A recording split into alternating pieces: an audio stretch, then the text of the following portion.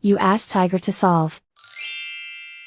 This deals with linear equations with one unknown. The final result is x equals -54. Let's solve it step by step. Group all constants on the right side of the equation.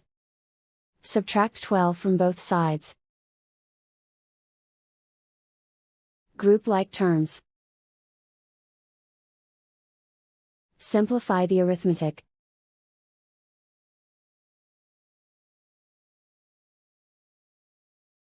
Isolate the x. Multiply both sides by inverse fraction 3 over -2. Move the negative sign from the denominator to the numerator. Group like terms. Multiply the coefficients. Simplify the arithmetic.